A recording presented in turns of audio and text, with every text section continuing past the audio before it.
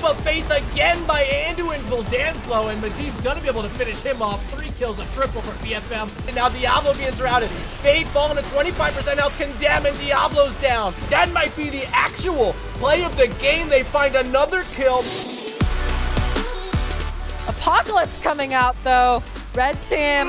Oh my god! Red team almost got him. Axon jumping over to get some kills. Oh, Ragnarok getting the concussion mine, knocking him out into the fray. Oh, the definition of unlucky.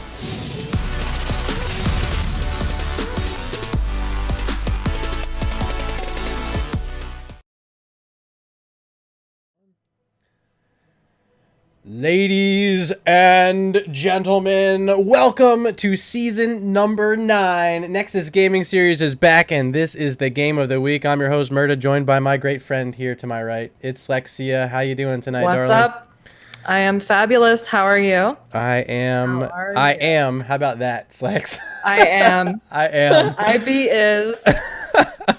Well, let me introduce these teams this evening for our game of the week. We got Washed Up versus the Dread Pirates. This is a heroic division matchup. And Slex, I think you had a few details you're just spouting off there if you want to repeat for our viewers. Yeah.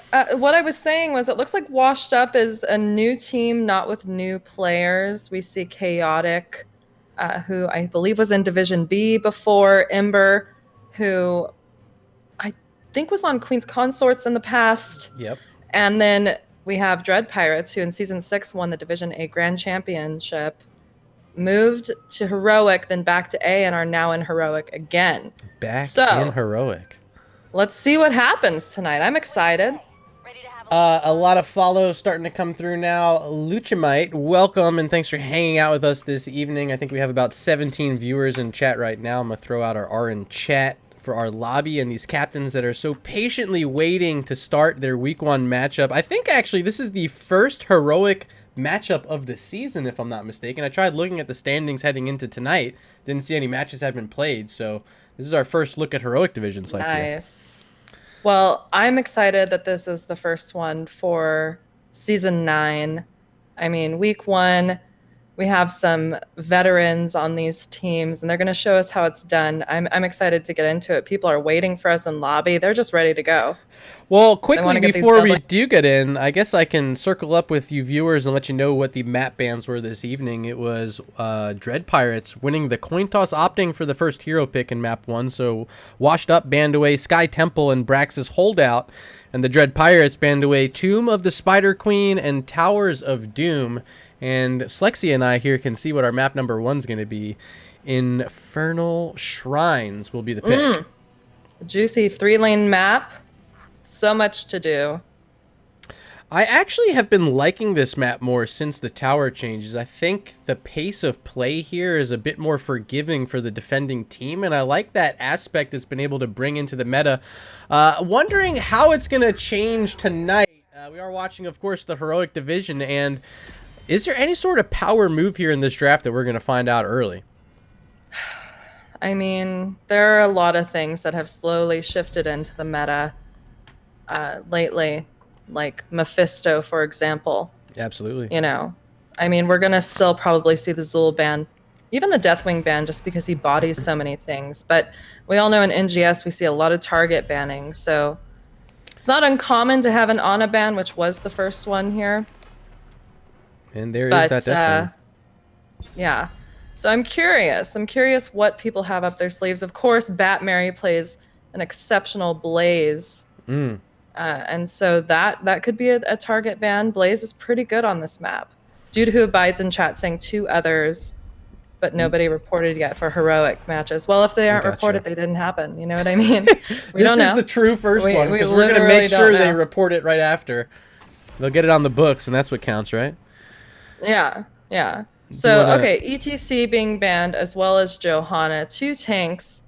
Johanna, I understand. ETC is actually, I think, slowly climbing. Like, he's been strong, but he's, like, considered a really strong tank right now, even though he can be bursted down.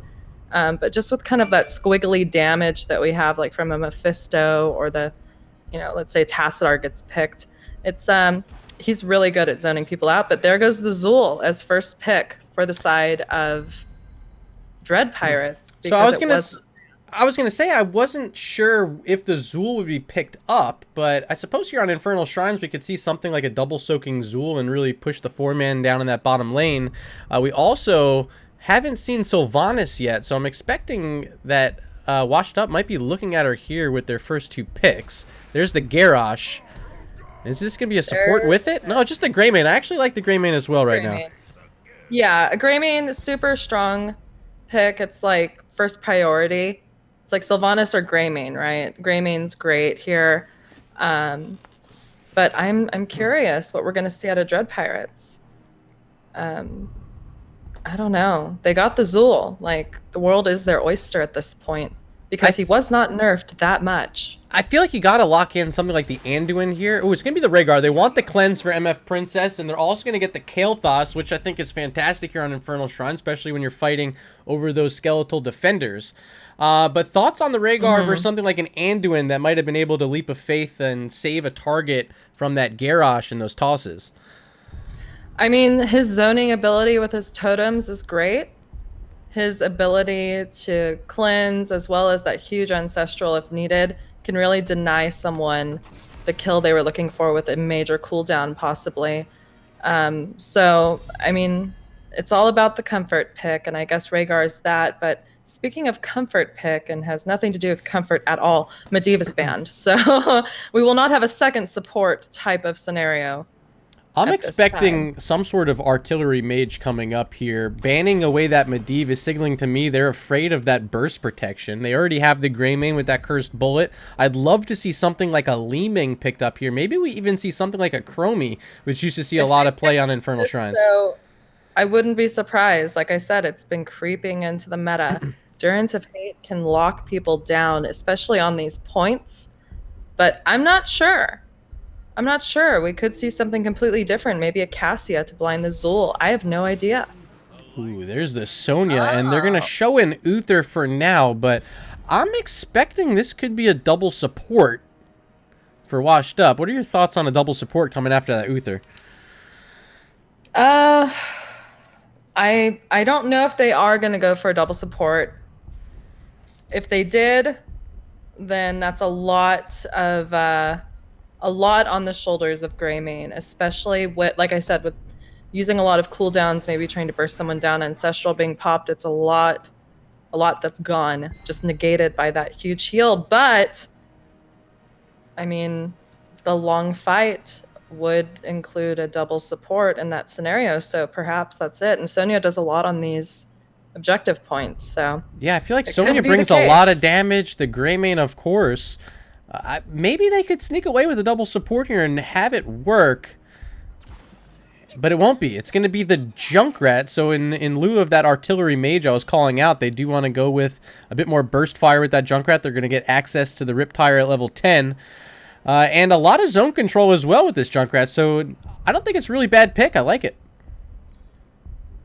Well, that makes one of us. I'm just kidding. No, a Junkrat played well can be so annoying, especially if you know how to use those concussion mines into a trap even. But I don't know. We're going to have to see a lot from the Greymane, and we're going to have to see a lot from the Garrosh to lock down those kills. But a throw into the Uther stun into a Greymane just snarling and ripping your throat out can definitely do it. I mean, what happens the moment level 10 hits? Zool picks up his Poison Nova. How do you shut that down as an Uther? I think they're really going to struggle with that. Yeah. Now that we're rewinding mentally back to the single support scenario here, he can struggle with that. But, I mean, we'll just have to see how it goes. Junkrat has an escape. Greymane has an escape. I mean, they may have to give a couple of things, or just end these fights quickly with like the toss and stun setups. Yeah, and as being noted in chat by Lorelei to Angelo, Sonya will get access to that root purge on her E, so that'll help out with the Zool skeletal prisons and all sorts of fun stuff there as we are loaded on in to game number 1. Slexia, why don't you take the honor of introducing our blue team tonight? Okay. Game number 1, week 1, game of the week, Nexus Gaming Series, season 9, Playing for Washed Up, we have Fade on the Garrosh, Keep 6 on Junkrat Chaotic, playing Sonya, Saber on Greymane, and Ember playing that Uther. And over on the red side, we do have a pause here. Have a pause. Yeah. Should I introduce now, or do I pause too? GLHF, can we remake West Coast? Oh my god. Up to captains. I don't care. If you need to remake. I think rules actually say it should be central. Didn't Chaotic create the lobby? Hold on.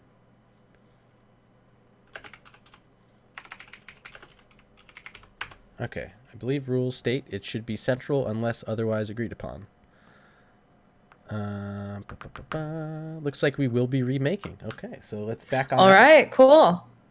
Send us back to the caster bench. And I'll be backing out of this So one. now you guys can see me checking my phone. Hi. Oh, hello there. Now you guys can check out. I shaved my beard. I don't know if you guys were tuned in for the Regen Invitational. It was a big beard. I shaved mine too. I needed a change after Tuesday, Slexia. I was like, the beard's got to go, and just whacked it the whole way off. Well, it looks smooth. You know, you're going with that like army green color. Speaking of the Invitational, excellent job with that. I mean, it wasn't just me. Supporting the military and veterans gamers charity. It was you. It was Graves. Baja was there. Arrow did some casting. All the captains that didn't mess up anything. It was as smooth as I could have asked for. And somehow we ended up raising $1,000, which is absolutely insane. Like I thought we'd be lucky to hit the 500 mark, and then we doubled it. So huge shout out to everyone for that. No, it just goes to show the generosity of people. I guess I should leave this game since we're remaking, huh? Yep. We're here in the new lobby. Yeah, let me get out of this one. I'm just here talking. Like, all right, well, I'll just wait for an invite. Can't happen. But yeah, a lot of generosity and support, especially in times like this. It really shows, where people's hearts are at, I guess. So yeah, it's awesome. Lorelei in chat asking why the sunglasses at the PC. Great question. Yeah, great question. That is the question asked every single time. It's a mystery, and that's that. Usually I will rock the shades as well. Ooh. So Murda doesn't have to feel so alone, but he likes it. He always rocks them. Like, I'm just here. Usually a hat as well. You know, you get fancy stuff on your end. You get necklaces and lipstick. Just today, I mean, I had to put lipstick on with the sun still out. It looked like I had no lips at all. Like, oh my god, just completely whitewashed. Like, have you seen the sun recently? I opened the front door today because I thought it seemed dark in the house. I was like, is it overcast? I opened it and I was like, it's freaking hot outside. You know what I mean? And I closed it because it's like already in the upper 90s here in Vegas. And I was like, absolutely not. I'm good. Who needs vitamin D? Ain't no one need no vitamin D. You get it from, you can take vitamins as well. Like, you can just eat the vitamins instead of actually soaking in the vitamins. Yeah, I'll look into that. I did have the blinds open, so kind of like a cat just laying in the sun rays is kind of what I do. You know, just living life like a cat, napping every day out of boredom. It's great. And, of course, the litter box. I have that as well. The best part of being a cat.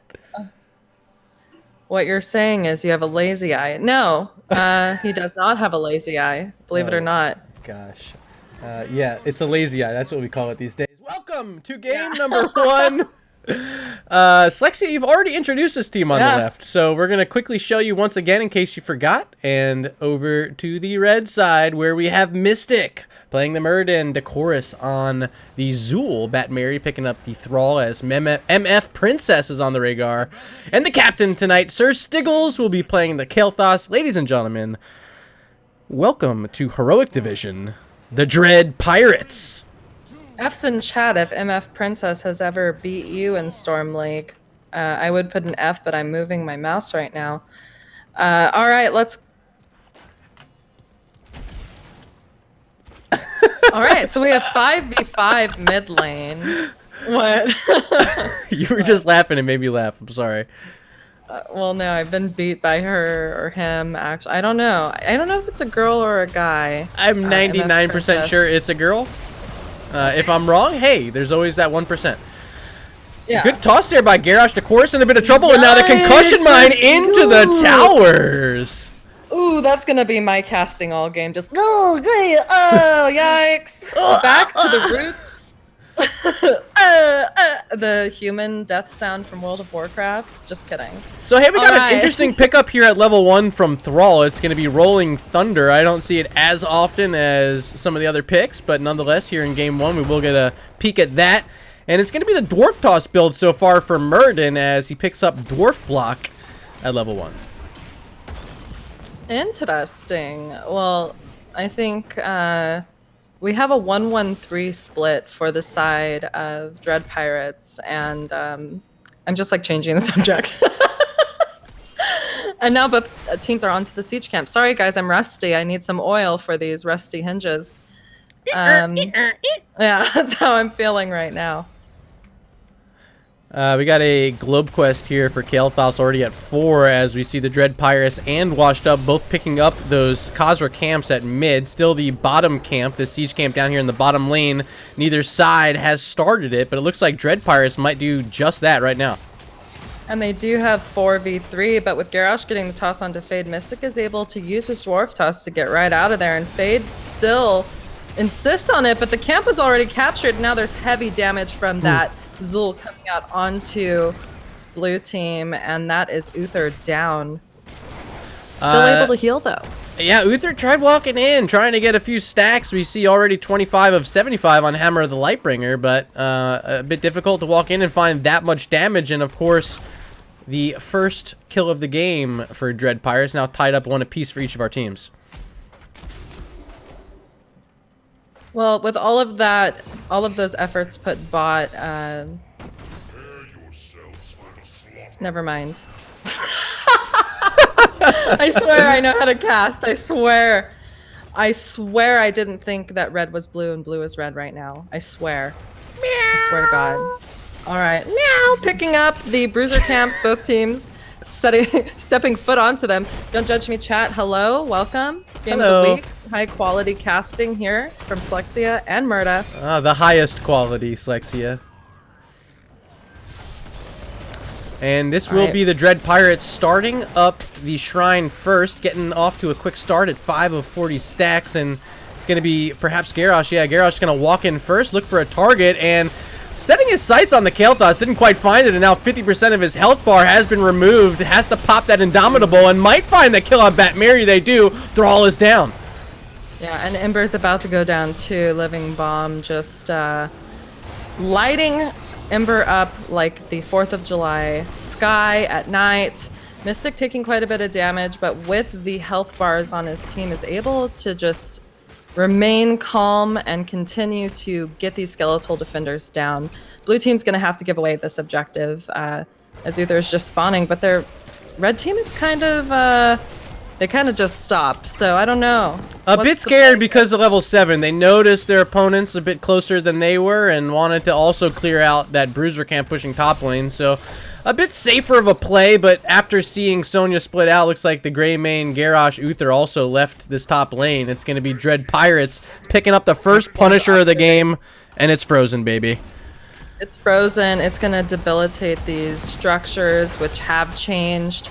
Season 9, you know, the changes with this anomaly are going to impact the team, but it jumped back, so the towers are actually still hitting the red team, and I thought I would get a lot more value, but it is just absolutely chunked, and it is gone. They do a decent job. Get the wall, both those front turrets. Excellent. And all the while, Batmary been able to double soak alongside the Sonya on the other side, but now Chaotic maybe in a bit of trouble. Stormbolt hits, there's that flame strike, but Chaotic is going to be safe here.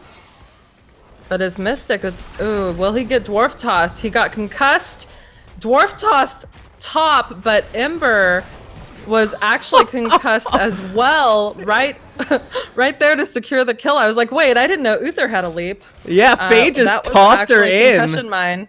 That was incredible. Just into the fray. Oh, it was toss. It was not into the fray. Oh my god. I was like, wow, that W reset pretty quickly from the Junkrat. Here and it's going to be a camp steal as well. Look at this. Yeah, watching it happen, it feels bad for them, but they picked that up and they're probably going to prioritize this neutral camp in the bottom lane, work towards 10. They are at about 9.5 for the side of Washed Up. Uther is on their siege camp as well on the left side, so this could be a triple cap for them. Yeah, I think it will as be. Well as level 10's picked up first if they play it safely. Yeah, I thought Uther was just going to wait for someone on their team to run in there and take that camp, but now it looks like they're waiting for their level 10s, and here comes Ember leading it off with that Hammer of Justice, and now Rhaegar trying to escape, might be in trouble by Greymane, but nice work by Mystic on that Murd and slowing Saber down as now the focus is set on Decorus. Yeah, the focus is on Decorus, and MF Princess did have the concussion mine erupt underneath him, but did not go down, and which is kind of why I don't really care for Junkrat. It's like, what was the purpose of that? It didn't land a kill. It barely displaced him, but that's not why we're here. We're here to cast this game and not give our opinions, I guess. But, oh, speaking of opinions, I don't think it's an opinion when I say Zul is actually going to die here, as an excellent combo comes out from blue team. Slexia, I mentioned it. Poison Nova, and you just saw it hit 5 different targets right there. Chunked them down a significant portion. Of course, Dread Pirates couldn't take that fight because of losing the Zul. But how much damage is this going to do in the right situation? We need to keep an eye on how that's going to unfold throughout this game. It's going to do a lot, but as we can see, blue team is kind of picking up the pace and getting these kills pretty quickly. And if they can outnumber the team by way of picking off red side, I think they'll be okay. They're just going to have to do it with little to no health, which is going to be uncomfortable. But I think, like I said, they do have some escapes and self-sustain to help them along the way. Both sides able to grab those bruiser camps just before the shrine is active, and first to start it up will be Sir Stiggles for the Dread Pirates, as 4 of their heroes already in the shrine, as the chorus is going to join up to make it 5. But on the other side, 5 heroes as well, and it's going to be started off this fight by Garrosh, but Fade in a bit of trouble on the front line. In a bit of trouble, but Fade and Garrosh do like to live with very little health. There comes the Riptire out, taking Ember's life, and blue team is here just getting chunked. This is even without Poison Nova, as it is on cooldown for another 1 second. Will we see it come out and finish the job? Absolutely not. But to be honest, both teams are chunked, and Mystic has about 250 health here, trying to get out of this fight, and blue team's able to tap and come back. Wow, Saber was looking for the kill, but didn't quite find it. Now in a bit of trouble from that Poison Nova yet again. This time Zul will pick up a kill. Greymane's down. Kel'Thas looking for that double kill onto Junkrat, but doesn't quite hit with the Flame Strike. But I think this is enough space created, and Dread Pirates should be able to pick up their second Punisher of the game. Yeah, that's what it is looking like. I mean, Sonya is rotating top to clear the Bruiser camp, and Washed Up is posturing bot for this Punisher phase, which is a Mortar Punisher. Ooh, fort top will fall as the Punisher's on the map. There are currently 5 heroes in the bottom lane for the Dread Pirates as they are knocking onto this fort wall very quickly. Turrets down, and this Punisher is still sitting with 66% health. And they have Phoenix available too from the KT if they choose to stay and throw that out. It could be another zoning tool to secure the capture of this fort, and there it comes out.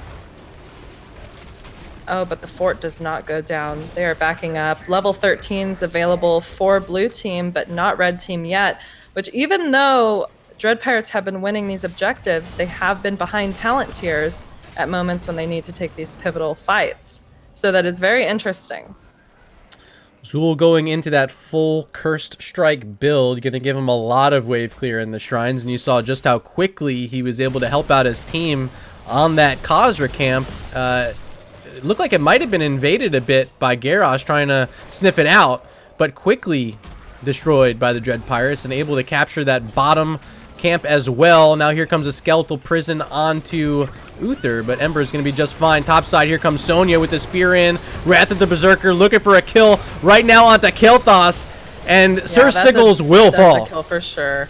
Yeah, that, the ultimate from Junkrat really allowed to get that KT kill, but Sonya does go down in the mix, and I was thinking to myself, there's more than one way to capture this bottom fort. If it's not with the Punisher, you get the neutral camp, but it wasn't without a cost.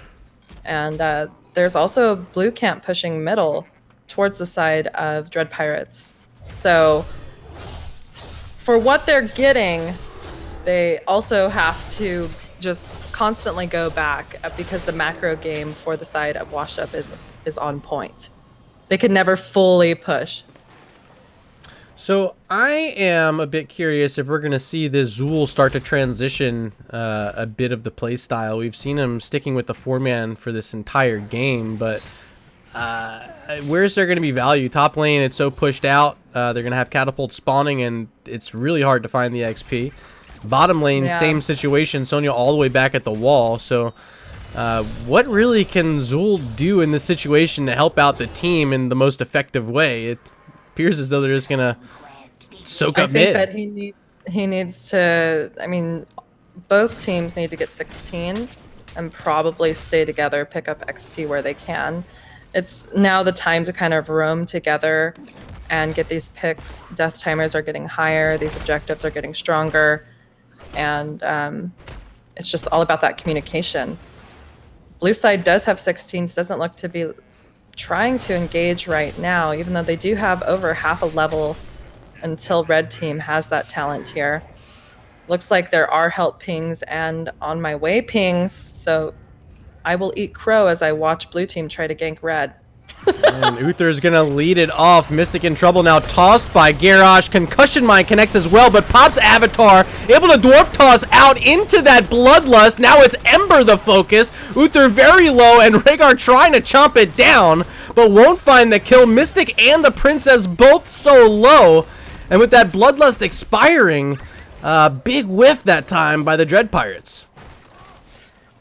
That's what I'm saying. They lost their steam, and even though we only see blue side with the Uther sustain, I mean, we have all ultimates down.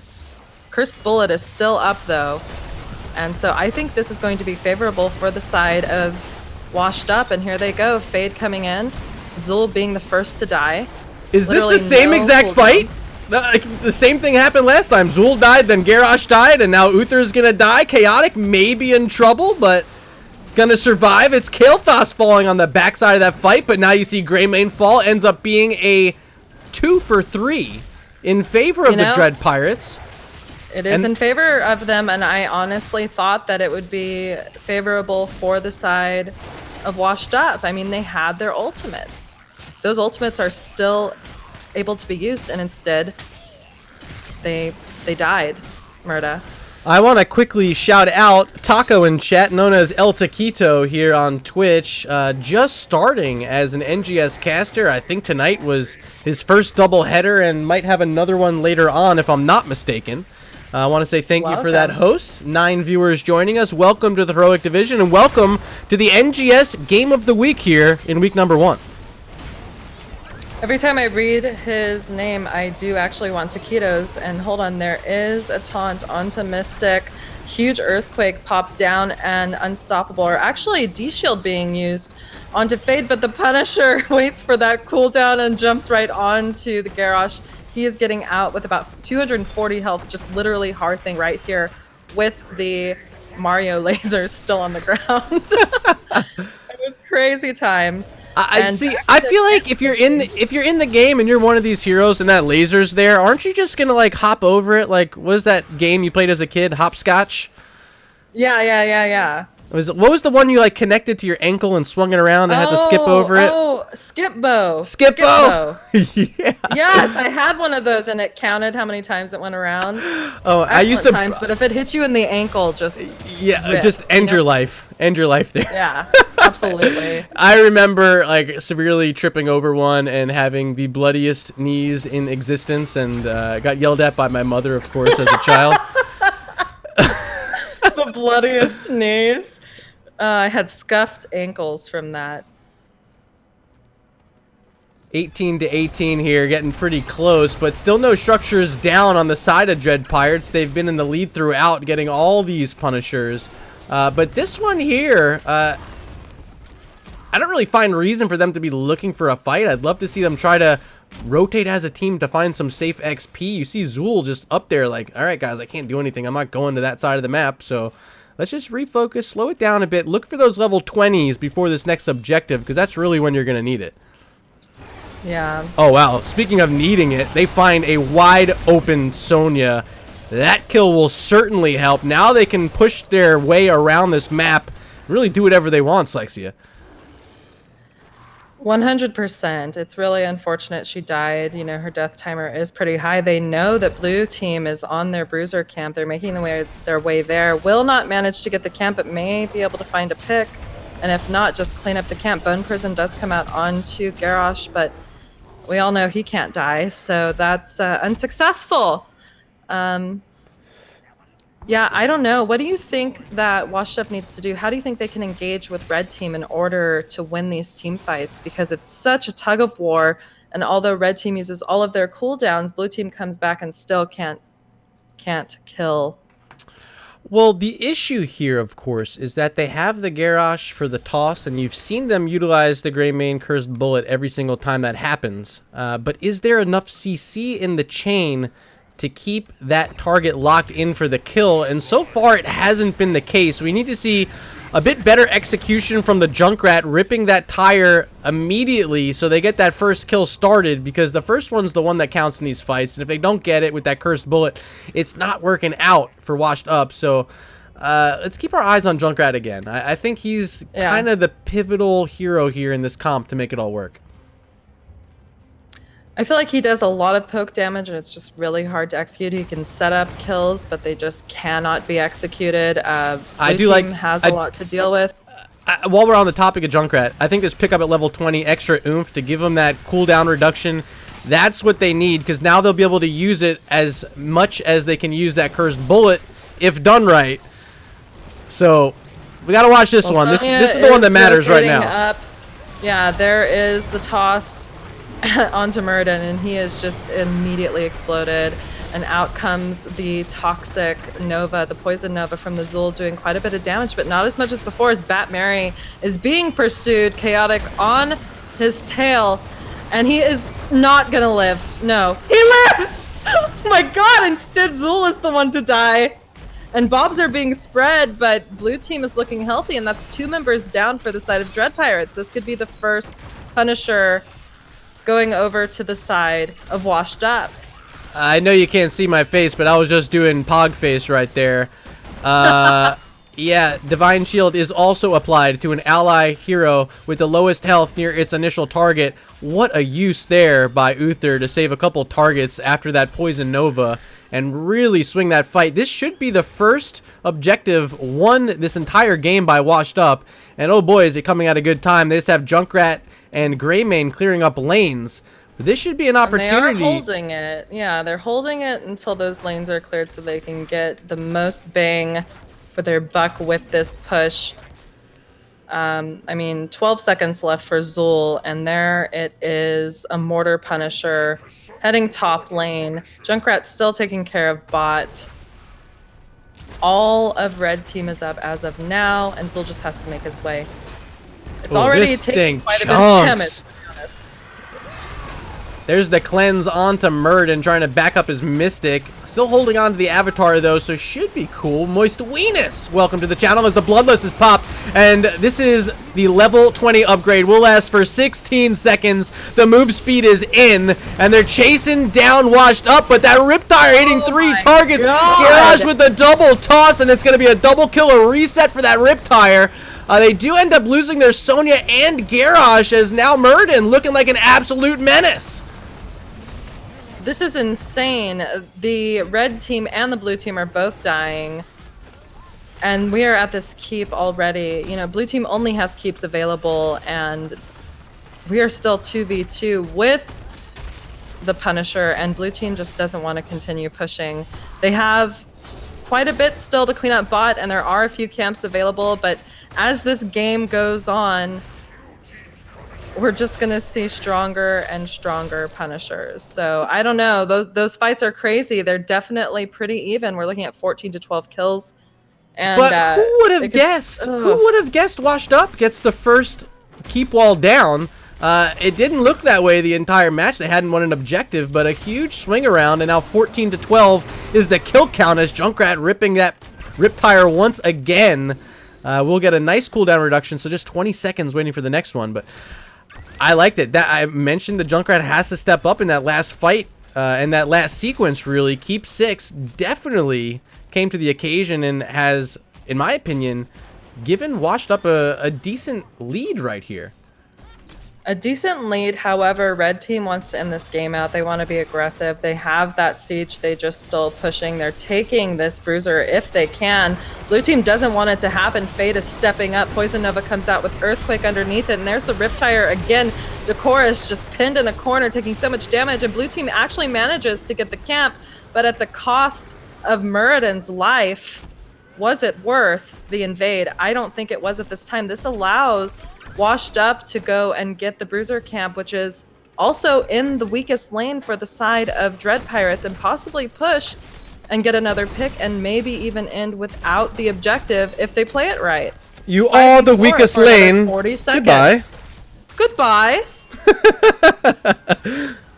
Yeah, this is going to be huge, Slexia. Double Bruiser camp, Muradin, their front line, down for another 30 seconds. And we have all 5 heroes from Washed Up currently here. Cooldown's about to be ready, just no D-shield for another 40 seconds. This has certainly got to be a keep right here, right now. Yeah, 15 seconds until Muradin's alive. Zul did take the opportunity to get the siege, and now he's just rotating up, but that keep is gone. Both camps are gone too, and blue team is just backing out. They have quite a bit to clean up themselves. The next objective will be mid lane, and there is the neutral camp bot still. Definitely something that Dread Pirates will probably look to get unless blue team can get there first, but they will most likely be outnumbered if all 5 members of Dread Pirates make their way there, as Junkrat is clearing mid. We might see our next team fight, I think, at the objective. I don't know. I mean, if you are Dread Pirates and you've been losing these last few fights post 20, and you're with a comp here with this Bloodlust, which I'd imagine they tried to draft this comp around knowing they'd want that Bloodlust. It's not working yet, and in my opinion, that level 20 upgrade on Bloodlust is one of the best in the game right now. So we'll see if it makes a difference here in this last fight, as Indomitable has to be popped by Fade. Finds the toss now onto Thrall. There's a Cursed Bullet, but a cleanse from Rhaegar gonna save the day. Bat Mary able to back on out, but they do burn the Bloodlust, Slexia. Yeah, they burned the Bloodlust, but look at Taunt. That was also used, and Bat Mary made it out safely. It's a pretty big cooldown, about 30 seconds left in order for that to be used again, which is kind of like the bread to the butter of Greymane here with the comp for the side of Washed Up. But they're going in anyway. Phoenix is thrown down. Fade and Ember taking quite a bit of damage. The Poison Nova comes out, and here comes the Riptire having to be exploded because it almost died from poison itself. Speaking of poison, Junkrat's looking awfully low, and oh, the cleanse coming out onto Chaotic keeps him alive. Both teams absolutely chunked, but blue not looking so good. Oh! Junkrat does die, just could not live. So much poison, and while all of that was happening, somehow all of those skeletal defenders were picked up. I thought it was only team fights, but no.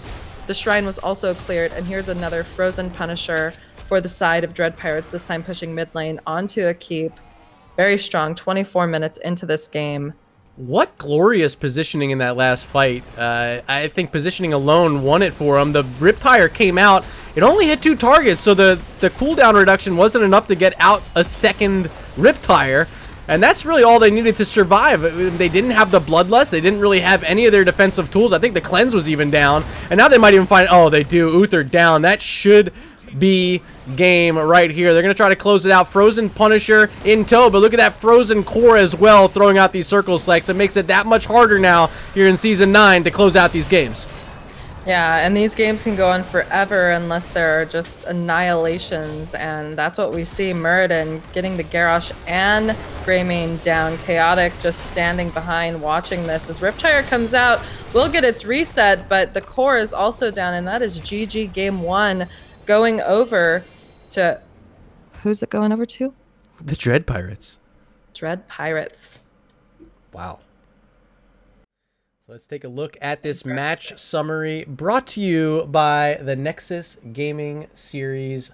Holy smokes. I thought for sure heading post 20 after we saw those first few fights that it was all washed up from there. But Dread Pirates stepped up when it really mattered most there at the end and were able to secure the win. Slexia, what are your thoughts and maybe who's the MVP here in Game 1?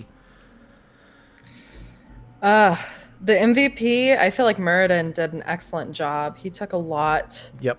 Of damage, but he was zoning for his team nonstop, popping Avatar when he needed it the most. And yeah, he died a few times, but I mean, Washed Up was unable to get to that backline and kill people as quickly as I had expected. I mean, it was pretty even in kills, but I'm gonna have to give it to Muradin. Zul just is OP and played well, but I can't give it to Zul. The player, Decorus, you did a great job, but it was an easy pick because it wasn't banned, and you know, Poison Nova got so much value late game. Yeah, but the post 20 upgrade, that last one that killed the Uther, that's it. Or it was the Junkrat that died. I'm sorry, but I mean, nonetheless, it was because of that level 20 upgrade. But just knowing, like, seeing your health bar just turn poison damage is a ticking time bomb, and that's what Junkrat had to deal with.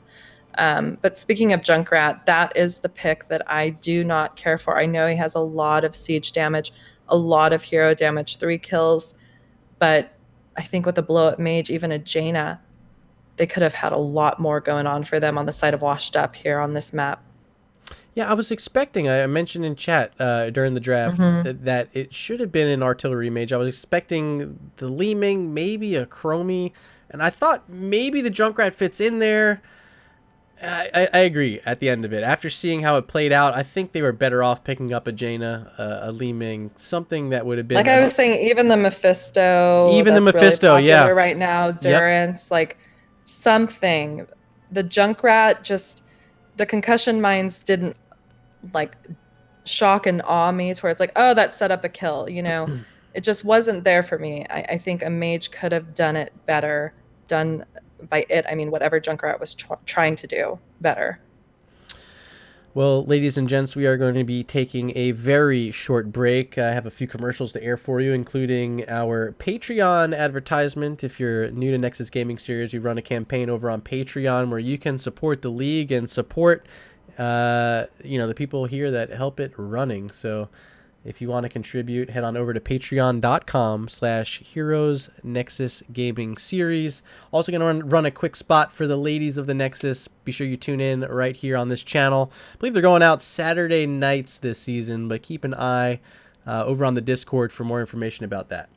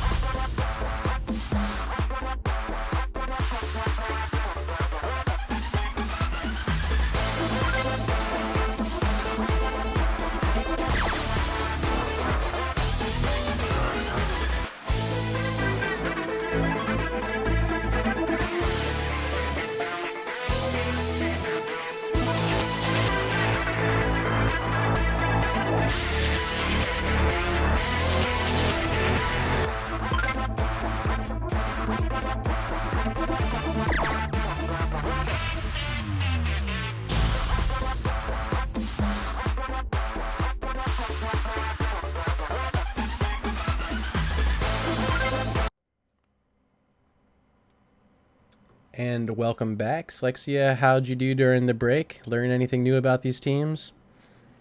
No, I didn't. I learned that I could quickly have a conversation about what's possibly banned, take a look at the map, have a sip of my drink, check my phone, and then get right back into casting. I have a cucumber melon sparkling water here. It's fantastic, and it is a generic brand from the grocery store. So if you're wondering which brand it is, the store is called Harris Teeter. Probably don't have them where you are. It's a regional chain here in the Southeast.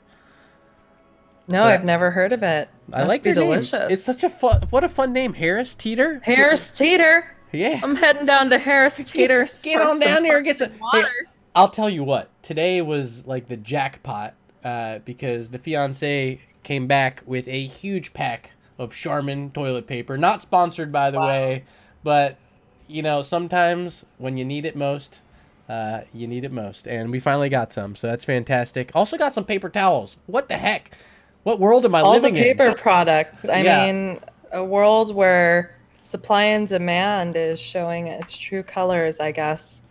You know, because the demand isn't as high from when people were looting and hoarding. They weren't actually looting, but I imagined it would have happened eventually. Honestly, I haven't heard too much about looting in places. I'm sure it has been happening some places, but the hoarders, if you're a hoarder, slap yourself in the face. Share. You gotta share. Welcome to draft number 2. It's toilet paper. Get a bidet. Move on with your life. I considered it for a bit. I have one. It's literally the best thing. Oh my gosh. Trust me, they're easy to install. It's not even a separate bidet. It just attaches, and then it's just like, boom, I'm here.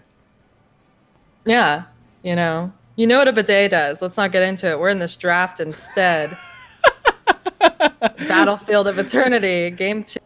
BOE, and it looks like this was the pick once again from the Dread Pirates. So 2 games in a row, they're making the map select. Actually, no, wait.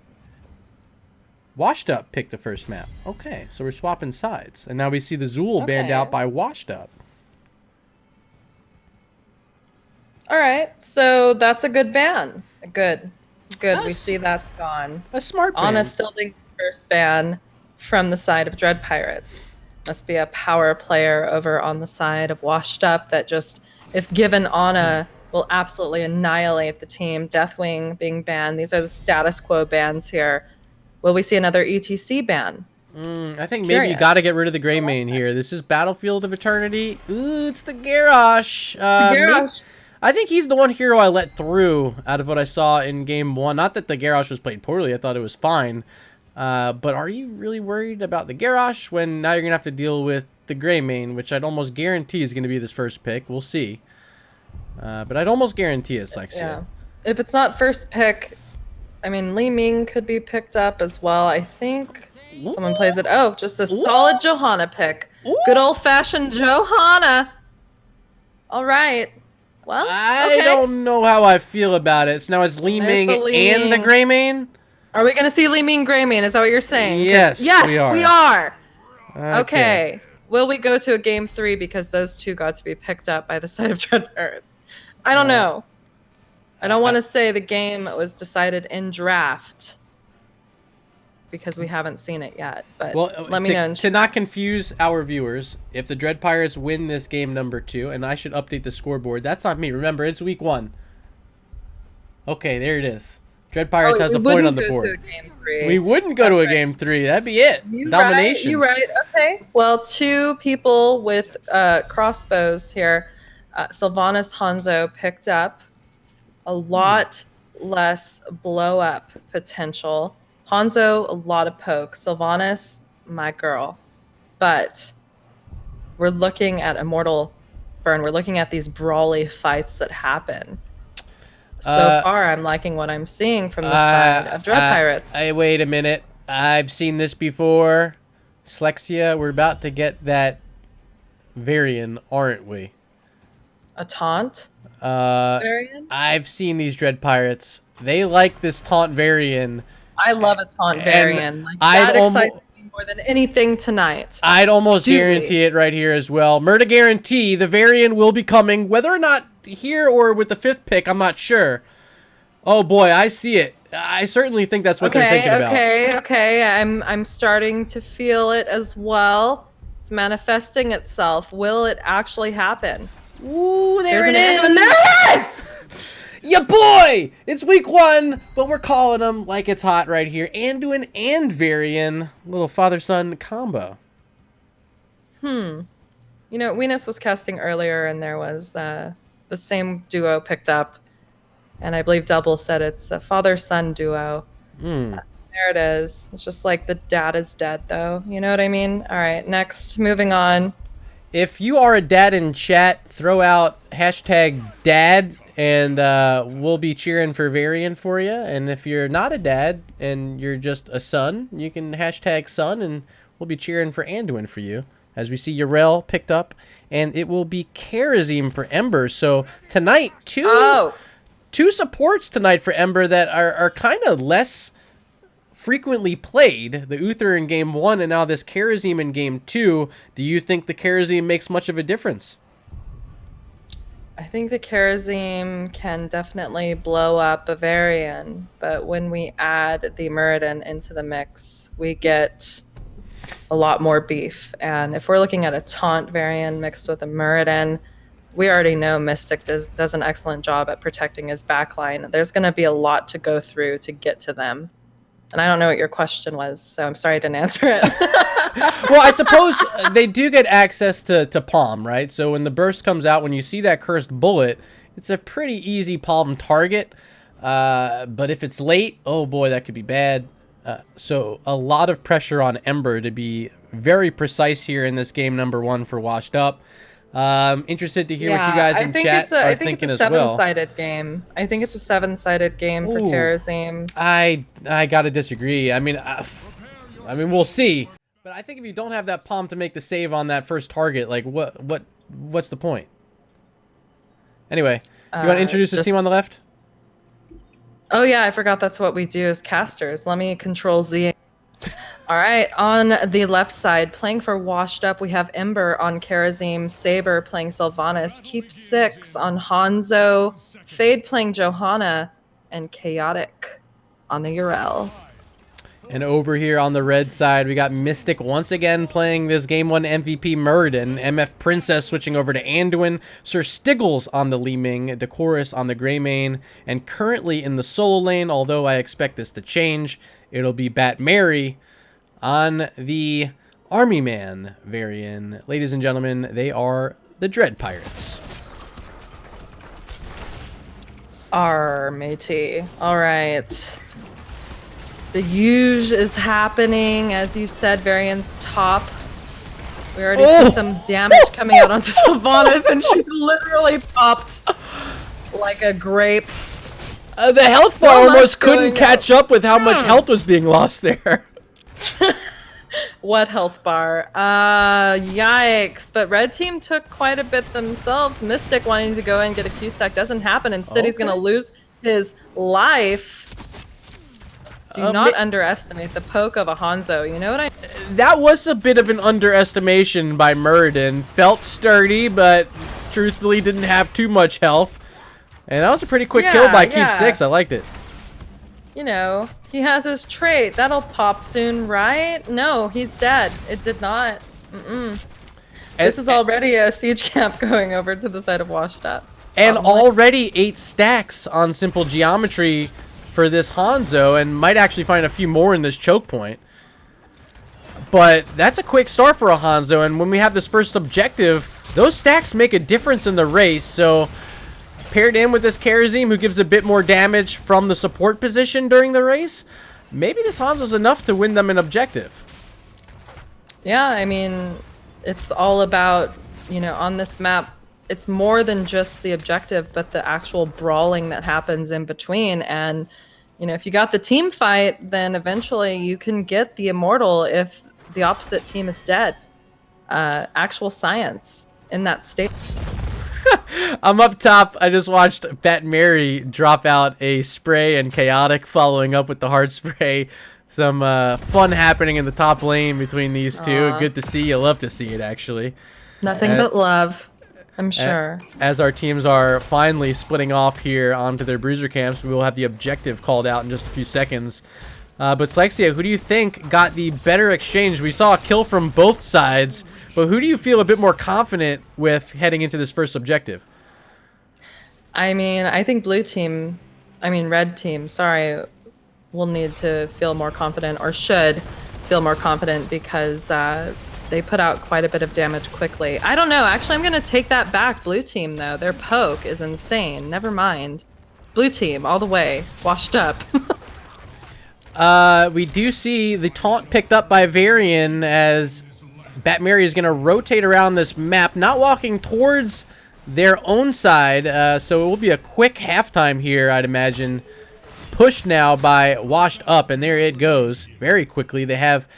Let's do some caster math. About a 6,000 hit point lead heading into the second half. So high velocity.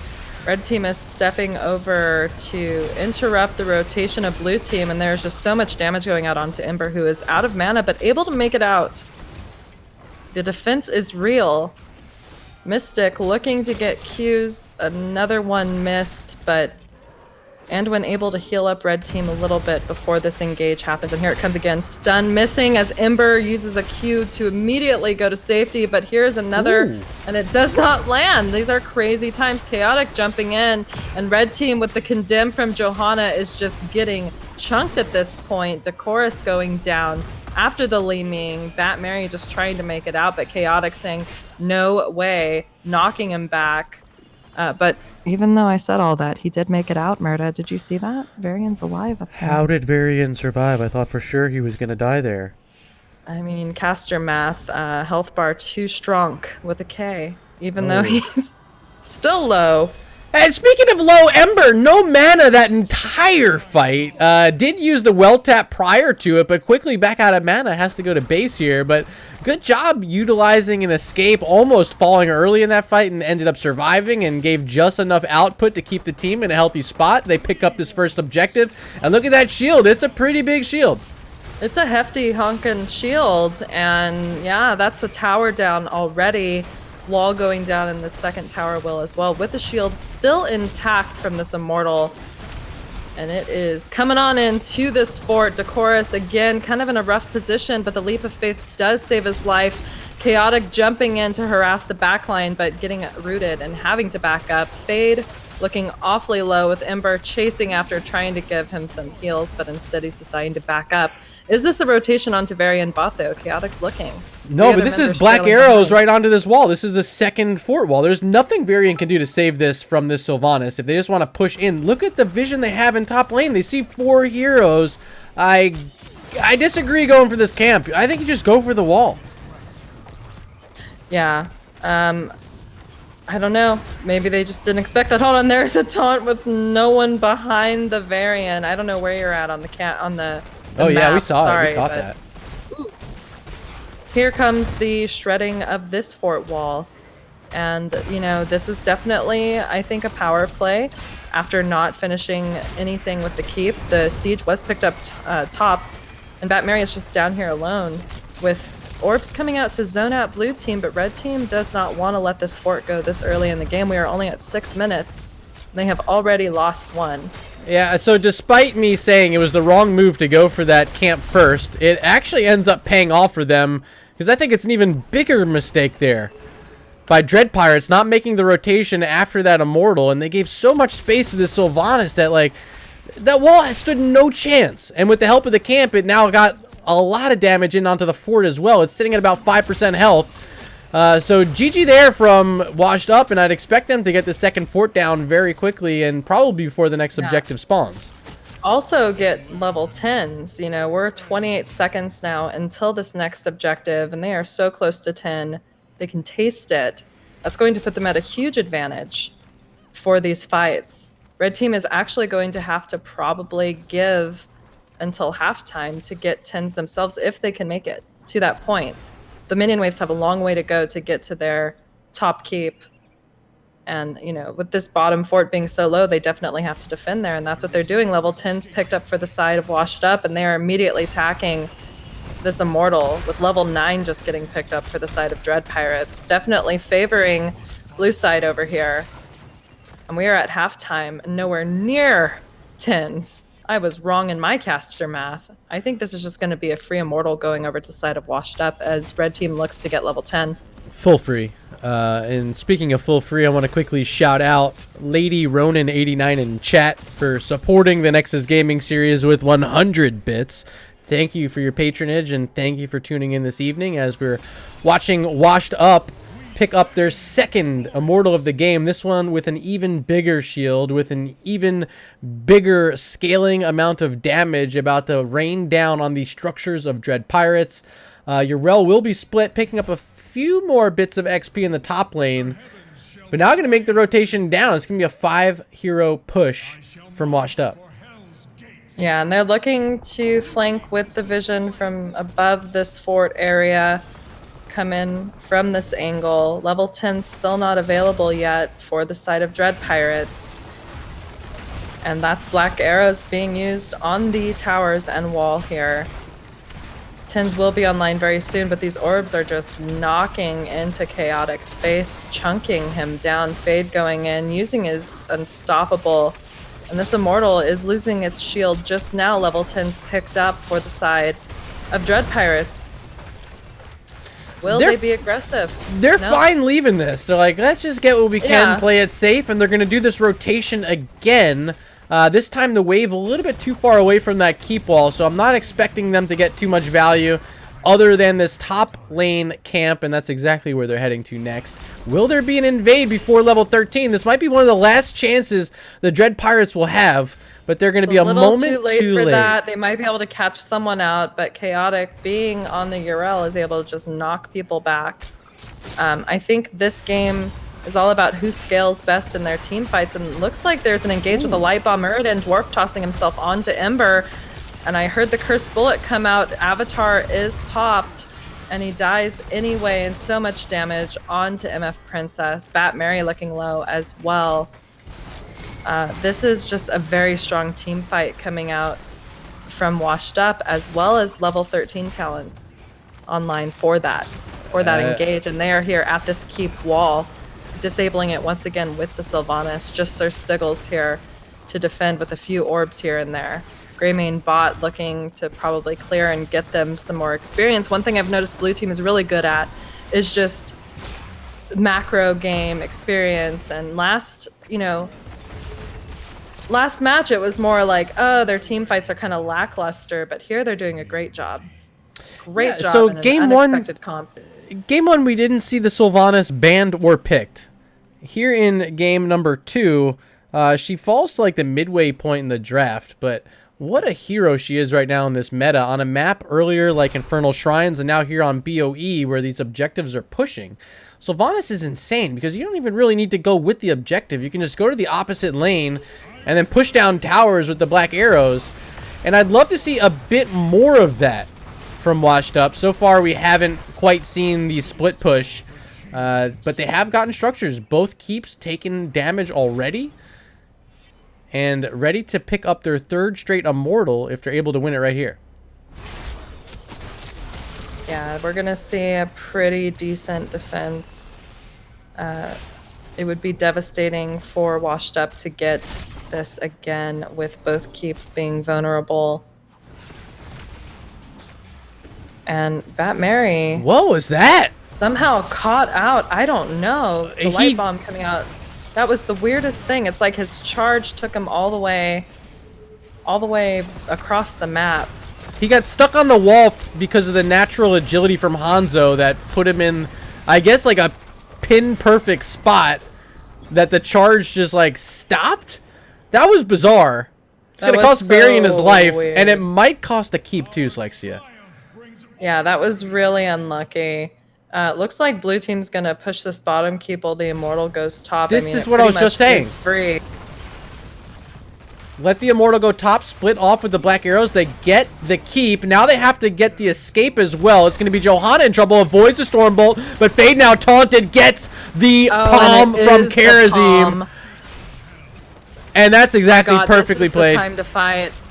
Decorus going down and Fade. You know, Johanna just, again, a very sturdy tank, is kind of chilling, but here's Fade backing right here.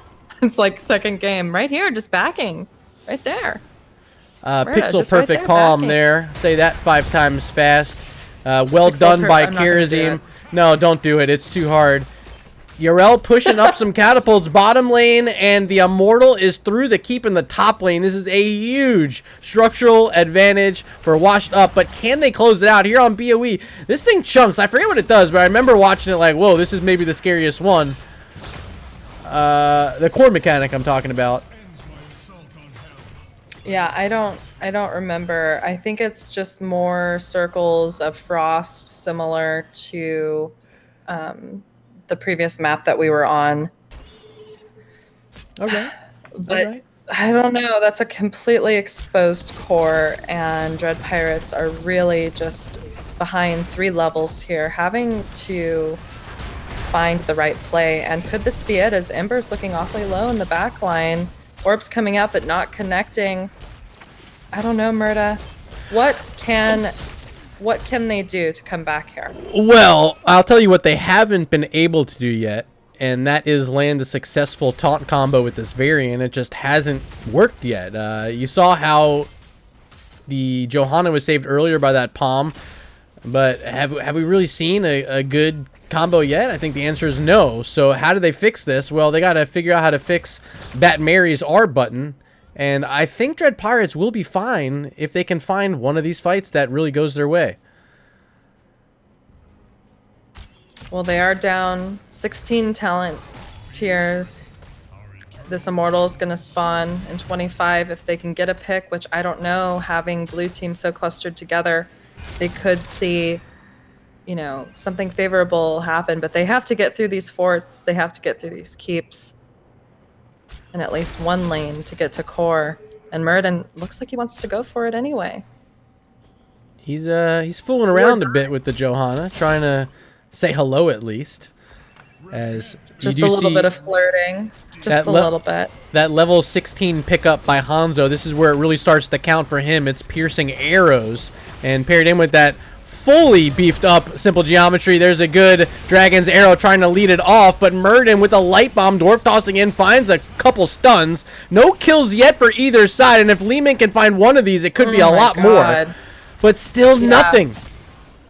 Ooh, even then, orbs missing left and right. So, okay, there's the taunt, but it's still not a kill. No one synced up this time. For Dread Pirates, what a palm again, and the escape from Karazim. Ember survives, and they're able to push the halftime. I'd like to see an orb hit the blue team. You know what I mean? Yeah, I feel like an orb from a Li Ming, you know, maybe some damage. Blast Cannon even picked up, and they just have to connect, and this team is clapped. Ember just getting hit there took so much damage with the Urel. Holy!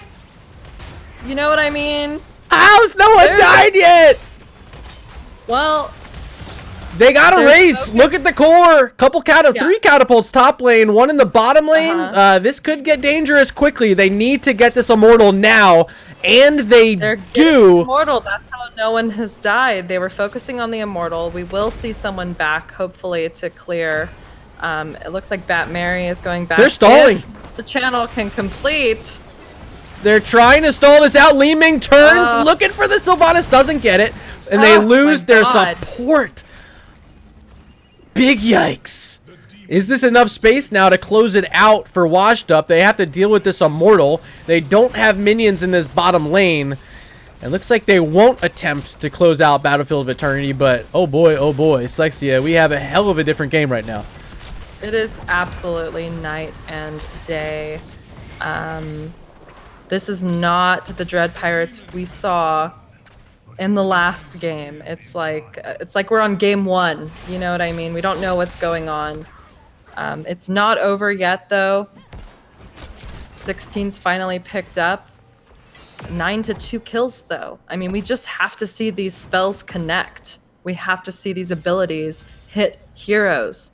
And then we'll know the true power of this taunt variant. You know what I mean? In chat asking about level 7 on Liming Seeker. If 3 magic missiles hit the same target, the third one deals additional damage. I think that's just for race on the Immortal, I'd imagine. Race, most likely. I don't know why else. Good question in chat from Aristocan. And we might have an invade here. Slexia working on their camp are the Dread Pirates, but nearby, here comes Washed Up. Fade gonna walk in with that iron skin, stalls out the point, and able to push a few targets off is Urel. Now coming in is Hanzo with a lot of spread damage from these spearing off simple geometry stacks, but no kills. How is no one dying in these fights, Slexia? I mean, Chaotic is just all up in their faces in the zone, actually knocking the red team back, interrupting them from being able to get those kills at this point. I mean, if I have an MVP for this game so far, it would be Anduin and Urel. They're like tied because those light bombs have literally kept Dread Pirates in this game. I kind of like what I've seen so far out of Karazim. I mean, this is some high-level monk man, as I like to call him. And I think perhaps if they win this, I'd give my MVP over to Karazim. But we have another fight, and it's over this Bruiser camp. Batmary in trouble, needs some help, and will not find it. It's the Palm once again, saving another target. 2 heroes down for Dread Pirates. And this could be it. Washed Up, they're going to go for this Immortal, but they could close it out. I was just going to say, is this enough to be a core call? I don't know if it is, because that would allow, you know, Dread Pirates the opportunity to get the Immortal. And with the core mechanic, the game would just go on even longer. Maybe they're doing that now. Maybe they're realizing they outnumber, you know? They outnumber the red team. Instead, no, they're finishing this up. Decorus going in and just getting obliterated. I mean, literally dying for no reason. Dragon's Arrow on point that time. And that will be a, we'll call it a 60% shield on this Immortal as Sir Stiggle is able to blink over the wall. Now blinking over is Ember. She's looking for the kill. Doesn't find it onto Li Ming, but this should be it. Immortal's going to be spawning bottom lane. 2 catapults already here, taking down that shielding. Slexia, why don't you bring us home? All right, well, it looks like Sir Stiggles is having to back out, but Sylvanas finishes the kill, and blue team is taking quite a bit of damage with Ember going in, though, helping Sylvanas get the kill on Anduin, and that's a dead Muradin. We have Batmary here as the sole survivor. Will this core die before the Immortal gets here? It almost feels like it. I think it will, and Batmary is finally down. Decorus not even coming out of base. Immortal not even hitting the core. GG, game 2, going over to Washed Up. That will take us to game 3 and the game of the week for season 9. I am excited for this. I don't even know who's going to win. What a finish. It seemed as though for a second there, Washed Up was letting it slip away, but with 0 deaths in the game on 3 of their players, Karazim, Johanna, and Urel, they're able to take this game number 2, sending us into our deciding match this evening, a game 3 on the way. But before we go, Slexia, we have to talk about who wins this map's MVP, and I think a bit of a contest here between the Urel and the Karazim. I think your vote was for the Urel. I think I'll hold my vote on the Karazim. Okay. And Chad, if you want to break it and you want to throw your votes out there, let us know. But overall, well done by Washed Up. Yeah, I mean, like I said, and like you said in the beginning, I couldn't tell, but I don't know. The first question you asked was, you know, who should feel confident going into this? And I was like, red team, wait, hold on. Actually, blue team, because that Hanzo, just the poke is exceptional and is unreal. Hanzo doing 75k damage, Li Ming, of course, doing it. But as we saw, Sir Stiggles could have had so much more, but missed abilities. And just the way that blue team is able to stay ahead in experience is really also a factor in what won them this game. But with all of that being said, I still think Urel did a great job at knocking back red team and keeping them from being able to do their job. Hold on, there's a raid incoming. Yeah, a big raid. By my boy. It's Mongoose. the man himself, the myth himself, the legend himself. Thank you, 35 viewers, and welcome to the NGS Game of the Week. This is week number 1, Heroic Division, Washed Up vs. Dread Pirates, and you just joined at a fantastic time because we are heading in to an all-deciding game number 3. Any speculation on which map we might see? Which maps are banned? Let us know again. Sky Temple. I'm going to guess Dragonshire here. I hate Dragonshire. What was banned? Sky Temple, Cursed Hollow, Towers of Doom. Sky Temple, Braxis Holdout, Tomb of the Spider Queen, and Towers of Doom. I hate to burst your bubble, but I already know it's going to be Dragonshire.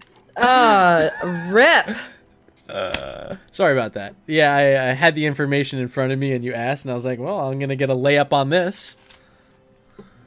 Unlucky for me. You're already in the lobby, too. I'll just invite myself. Oh, are we taking another break, or are we getting right into it? We're going to get right into it. Already 11:15 here on the East Coast. I guess I don't really need to get to bed at any certain hour. But what's bed? What's bed? Dread Pirates. I need to start a new page here in my book because we're going to a game 3. That's exciting. Dread Pirates. All right. How does Dragonshire make a difference here? I thought game 1, the 3-lane map, which we saw, it did go in favor of Dread Pirates. They had that Zool. They also had the Thrall, who was able to split out a little bit and help out. But primarily utilizing the Thrall in the off lane at the start of it. Do you think here in game number 3 that Dread Pirates will find an advantage because of some of that macro play that we saw in game 1, or do they fall back a bit looking for team fights like we saw in game 2? And if they do either one, is it going to work? From what I can see, Washed Up reigns supreme in the macro game. I think this game will be determined by who can hold top lane as it usually does. And well, which solo lane player do you think has had the edge this evening? I believe it's Bat Mary versus Chaotic, right? Is that what we've seen? I mean, Chaotic was on Urel, and then was on the Sonya, I believe. So I think as far as solo lane goes, I give it to Chaotic. But Bat Mary drafted Varian not to be a solo lane, but for the taunt in that last game. So it's not a fair representation. But I also know from seasons past, Bat Mary is solo lane and has done a great job on other heroes. So, you know, I'm not sure what we're going to see. I believe it was Thrall game 1, right? And those earthquakes were devastating. So, with the macro that we see from the side of Washed Up, mixed with a very strong offlaner, we could see them take this. With the strong team fights and sustain from Dread Pirates we saw in game 1, we could see them take this. It's literally up in the air because I feel like both teams got rolled by each other already.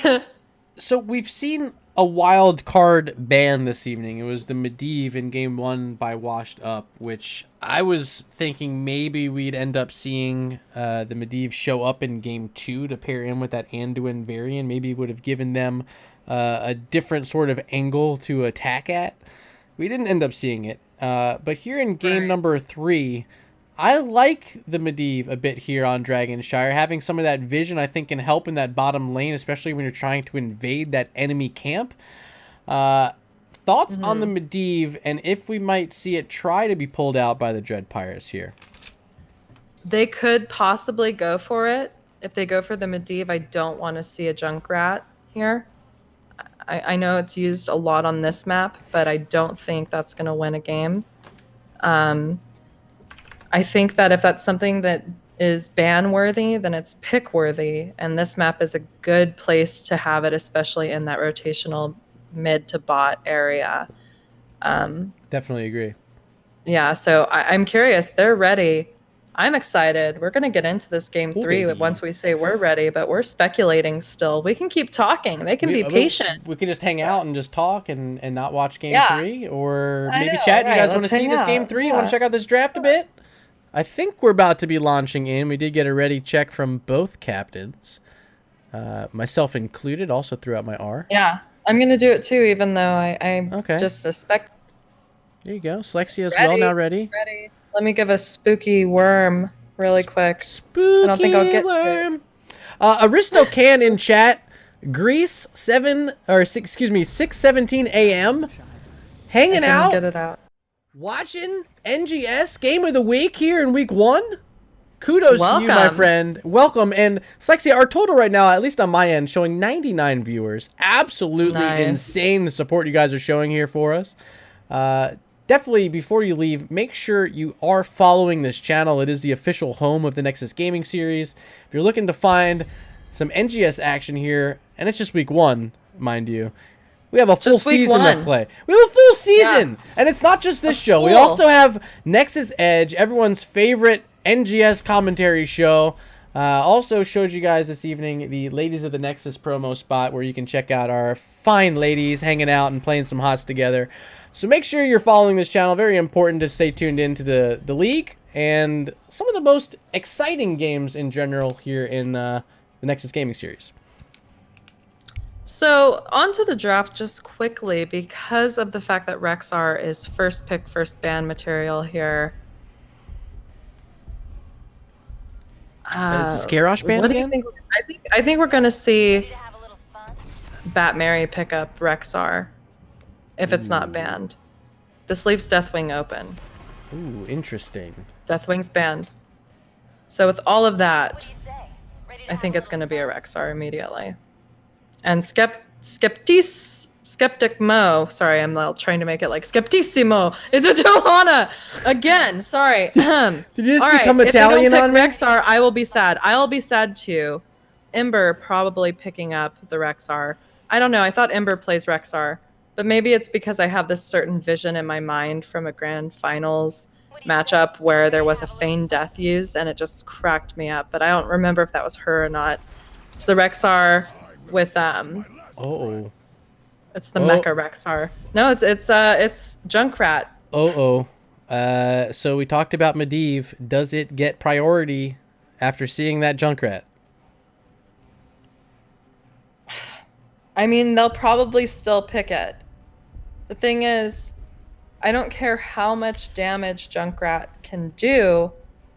I was not impressed with the traps. Maybe it was just warming up. They're gonna try it again. Okay. So are you saying we're going to see another taunt variant? Maybe not the taunt this time. I think you Yeah, can do no. similar things with the Blessed Shield. That maybe the taunt's not necessary, and maybe that's the adjustment they make. And if they are going to make that adjustment, not going into having that bruiser frontline for Bat Mary, who plays the Medivh? I'm not sure. But if there's one more How we burst hero haven't picked seen up, Rexar picked or banned yet is beyond me. oh, it's beyond me Sorry, too. I'm just like, what is happening? It's one of those things where it's like, no, don't ban it. We'll take it. So, is Garrosh being banned. you know this company Beyond Meat? They make the fake burgers. When you say Beyond Me, is it like the fake Slexia? No, it's the real Slexia Oh. being just debated by this draft into insanity. Lucio, Garrosh, the final 2 bans, and we have to see picks 3 and 4 now from Washed Up. Gotta be sustained damage for me. I'm not feeling another burst hero. I like it. Raynor, perfect pick for Saber. I like it. Thank you. Thank you for something normal. Thank you, Saber. I appreciate it. All right, so now we'll see the Rexar, right? Well, if it's not the Rexar, who is it? Still nothing showing for the top lane for Dread Pirates. Could be the Bat Mary's Blaze. Comfortable enough on Blaze. That's not a Blaze bad could be- idea. Not a horrible idea. It is the It is the Rexar. Rexar. And it is the skin I love. Ooh. Playing to the audience, Bat Mary. Yes, please use Feign Death at one point so I can see the flower in Rexar's hands and an Oriole for the healer.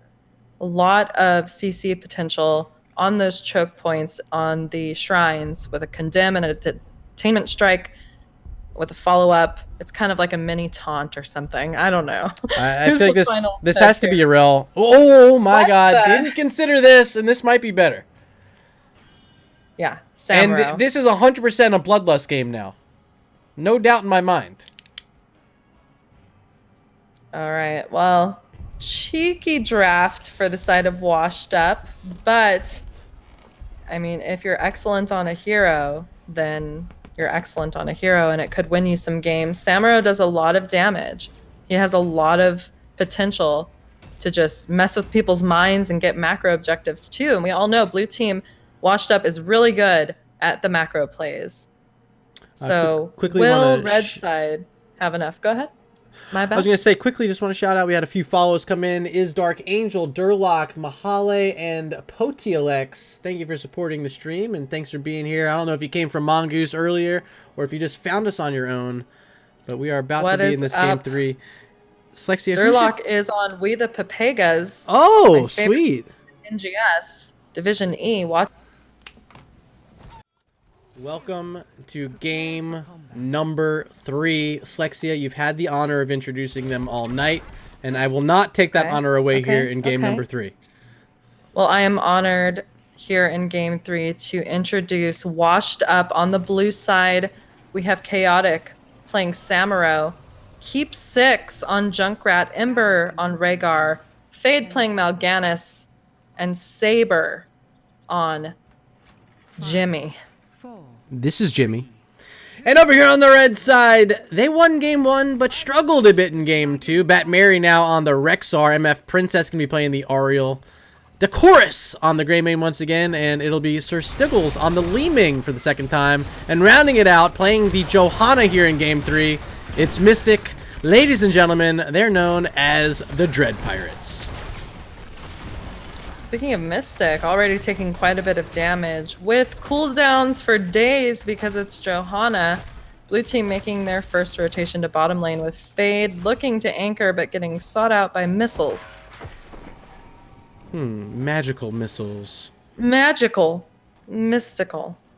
Majestical. Got 15 seconds until these siege camps are up, which is typically the first place teams go. Blue team looking to just continue the mid to bot rotation, and they are a little bit ahead in experience because they've been putting such priority on that. We have Greymane over here at the Bruiser on the side of Dread Pirates with MF Princess looking to pick that up right away as blue team is prioritizing their siege camp instead. Ooh, I kind of like this from the Greymane from the Ariel. It's going to give them that early advantage in the top lane where Rexar, already a strong hero on his own, but with the help of this Bruiser camp, it's going to be that much easier for them to capture this top shrine. Now they just need to focus on because it takes so long, though. Sorry to interject. You're exactly right. It gave blue team the opportunity to pick both siege camps up. So that neutralizes the entire advantage in top. Maybe they even parlay this into that Bruiser camp down below in the bottom lane as well. But a quick clear coming out, Greymane approaching along with the Leeming, and these camps are gone. Non-existent. And as for the top Bruiser camp, Chaotic's doing his best to clear that up. Bat Mary does have that point on lock, but I mean, we could see a Dragon Knight at level 7. We could see one at level 20. You never know in these games when you might see a Dragon Knight captured. So looking at how the game is being played right now, the tower is looks to be attacking Junkrat, and he does not die. 40 health. Oh, yeah. That's 40 health. That's red team stepping firmly onto this shrine. Fade looking to come in, and so is Junkrat, even though he's the one low, getting caught in the condemn by Mystic. And Mystic wants this, but is gonna have to back up. Concussion mine being used. Giving away the fact that no, they gave it away. Red team was trying to pick up this Bruiser camp down here, and Decorus may take one for the team, but does not. And there's literally just all of that work done for nothing, as blue team is able to pick this up, and Keeper's at 9 health. Oh my god. What is going on here in game 3? MF Princess gonna fall as well. And I believe the score in game number 2, 16 kills to 2 in favor of Washed Up. And they are keeping the pedal on the metal, a full level lead already here in this early game. And look at top lane. It's Samuro versus Rexar. Guess who's winning? It ain't the bear, baby. Now. But Misha. Misha is the real MVP, as we can see, taking the shrine back.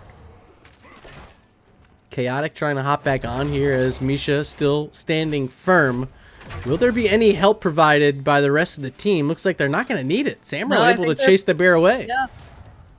So while blue team is able to get top again, red will take bottom, but Washed Up is also picking up their bruiser.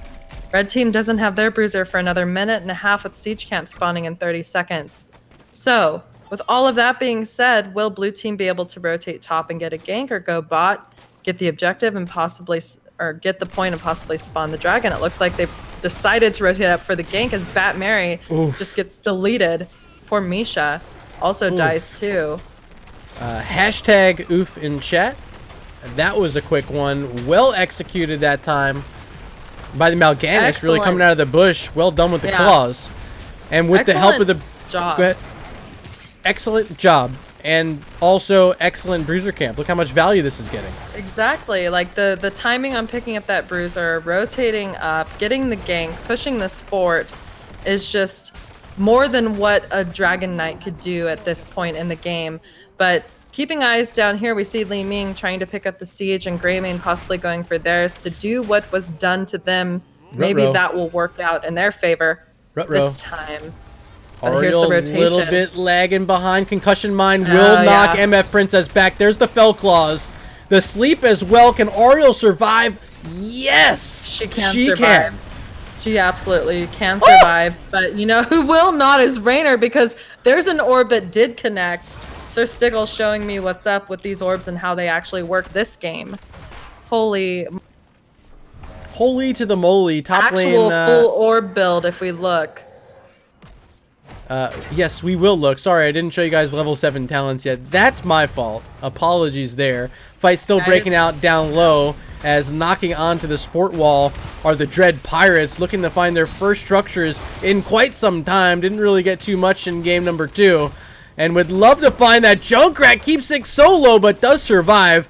The cooldown reduction provided by this Zai's Vengeance at level 7.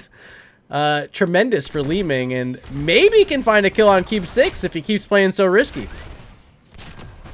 I mean, possibly. Top lane, we still see Samuro bullying Rexar, pushing all the way to the Bridge of Death, this minion wave. And now that blue team has both objectives, Samuro has split and is now capturing this first Dragon Knight. That goes over to the side of Washed Up. A little bit of fire breath on this minion wave mid as they head bot to the typical lane.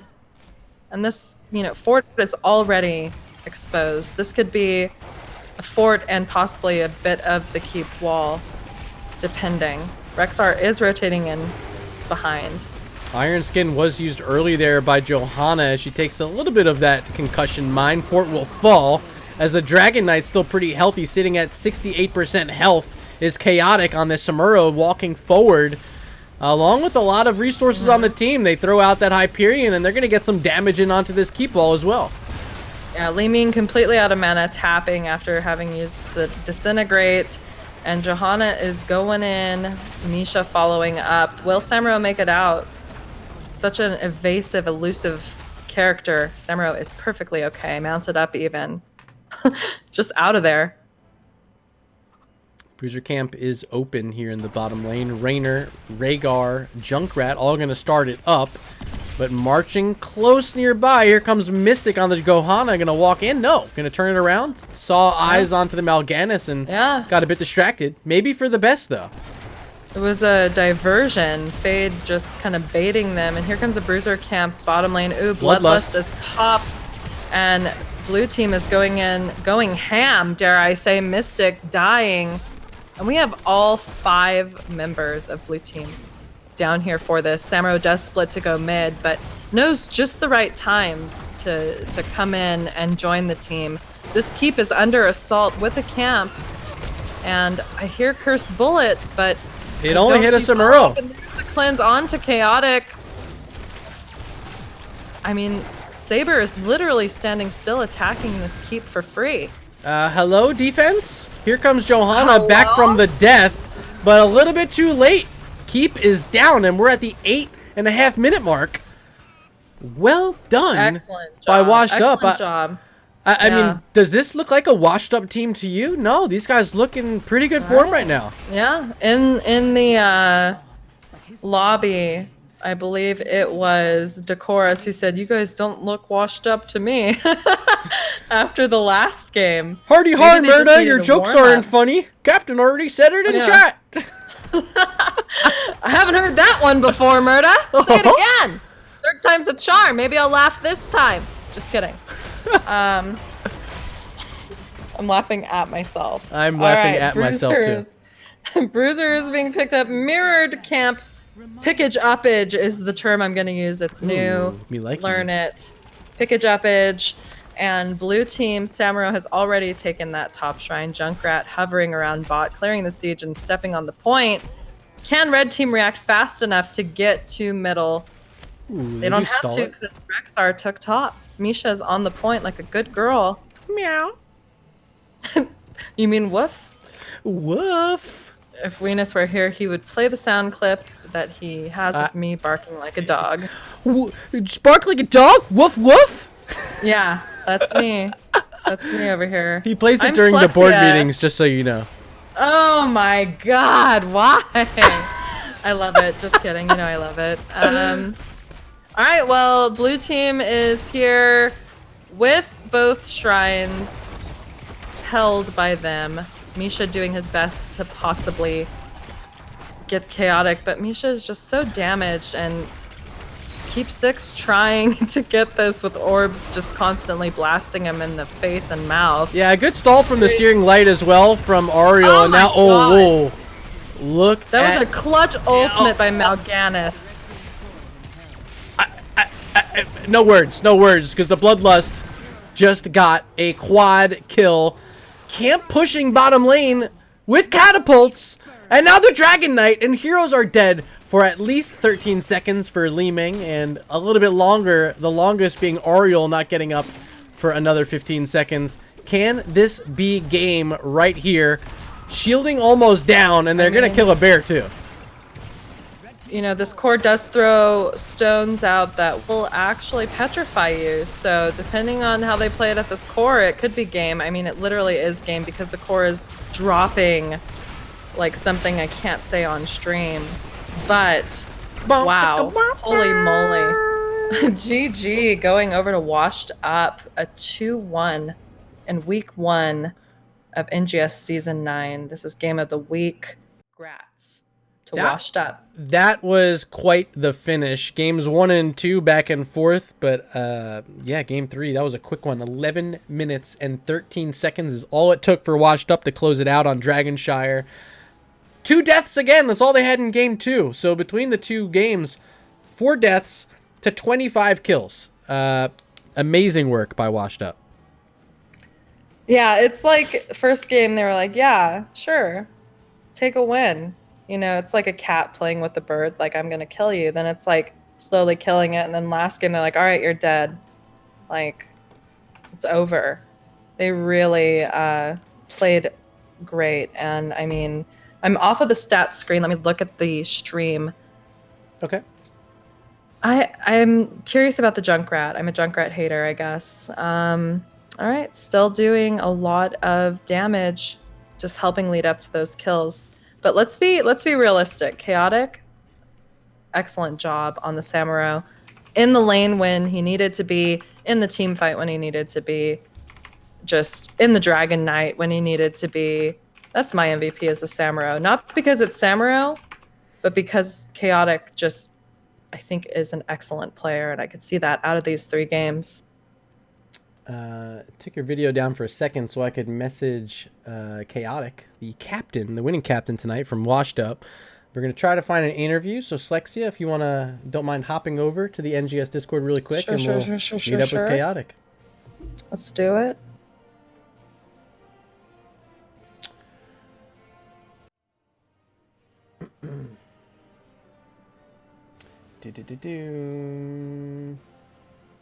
Slexia here. I'm here. Chaotic should be here momentarily, and we have him. Welcome! Huge win after a Game 1 loss. You guys rebound, get the reverse sweep this evening. How's the team feeling? Pretty good. That was a really fun series to be a part of, so I'm just really happy right now, and I'm sure the rest of my team is as well. Yeah, I was just saying, slow start, obviously Game 1, but Games 2 and 3, a combined kill total of 25-4. Did it feel like it, or did you barely notice that you guys were just winning every single fight? Well, as the offlane player, I tend to ignore the rest of my team anyways, so I had no clue any of this was happening. But in general, like, we definitely felt like we outdrafted ourselves Game 1. We forgot how to draft, apparently. Okay, I actually forgot Zul was a hero, sue me. And then he ends up getting first picked because we forgot to ban him, and then that entire thing happened. But yeah, Games 2 and 3, we felt a lot more confident in our drafts, and because of that, we felt a lot more comfortable, like, in each of the team fights that we took. So they felt really, like, relatively clean games overall, I think. Yeah, it was Shrines in Game 1, the loss there up against that Zul, as you mentioned. But then we go over to Battlefield of Eternity. And oh boy, did that look good. Your Hanzo player able to stack up that simple geometry so early. And we got to see a Karazim from Ember. And I was wondering who the MVP was. Slexia and I debated a bit. Was it your Urel? Was it Ember's Karazim? Both were fantastic. What's your opinion on who maybe deserves it? I'll give it to Ember. Like, his palms were insane. Like, No. He's an insane player. Wait, no, I'll give it to him. I'm a team player. I know you're a team player, but I'm going to use this. to Slexia fangirl doesn't a like when little I'm bit. right. I really think that you did an excellent job, and you're just being humble. Your ability to knock back the entire team on Game 2 just denied them kill after kill after kill. And camps too. Your ability to just be everywhere on the map as Samuro was exceptional. I think you're an MVP, but Thank we'll you. let you have it. We'll let you give it to Ember. That's fine. I mean, I feel like he played relatively well. Like, the main thing that I did as URL Game 2 was just stand in the middle of gleaming orbs, which I'm really good at landing or getting hit by enemy skill shots, so it works out. Game 3, the deciding game this evening, played on Dragonshire, and it was the quickest one of the evening. You guys seemed to get everything you wanted, stealing away that early siege camp. Was that the early game difference that just spawned a bunch of momentum, or did you feel there was a different moment that I might have missed? So I think they got the bruiser camp early, and they didn't expect us to, like, check their siege camp and notice that they weren't on it, but we felt that we had a stronger early game fight, so we chose to take that fight over the siege camp. We get it for free, which means that, like, they have top pushing in, but it's not going to get any value versus Samuro and, like, versus clearing. So we were able to sort of snowball that into getting the bot fort off of the first Dragon Knight. So my question I'm trying to ask these teams as we go throughout the season, especially here in the early weeks, have you had an opportunity to check out the division? Who are you looking forward to playing most? Is there anyone out there that really just scares the crap out of you that you're like, how are we going to beat these guys?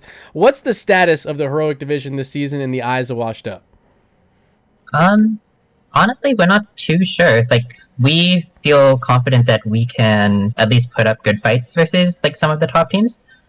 We'd say that we're probably, well, I don't know. At least I'd like to think that we're somewhere around the middle of the pack right now, but maybe we'll go up, maybe we'll go down. Who knows? It sort of depends on how the season plays out, I guess.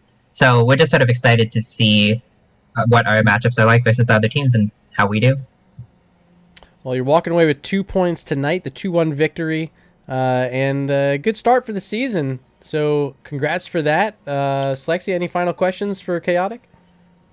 Can we expect to see more Junkrat this season? Ooh, savage. Well, probably, except Keep was very salty because we put him on Junkrat 2 games in a row, so I don't maybe like not for the rest of the Junkrat, season. so- Well, How about not? it was Correct. games 1 and games 3 according to my book, so it wasn't 2 in a row. Yeah, that's true. But I guess we'll see. We will figure it out on a week-by-week basis, I suppose. There you go. Chaotic. Well, I'm excited to see what you guys bring. Oh, sorry, Murda. I No, interjected. I was interjecting you. No. All right, cool. Yeah, you were. I'm excited to see where you guys go. I remember watching you play, I believe season 6, you were on a team with, were you on a team with Ryokai or was it Rexpa or was it both? I was don't on a team with know. Rio, yeah. Yeah. I'm happy to see you back. I haven't seen you in a while, so let's see how this goes. Good luck to you guys, and thanks for putting on a great set for us for Game of the Week, Week 1. Yeah, thank you so much to both of you guys for casting it. It means a lot to us. Yeah, Any Chaotic. other shout-outs? Yeah, totally shout Yeah. out. Floor's yours, man. I was gonna say that.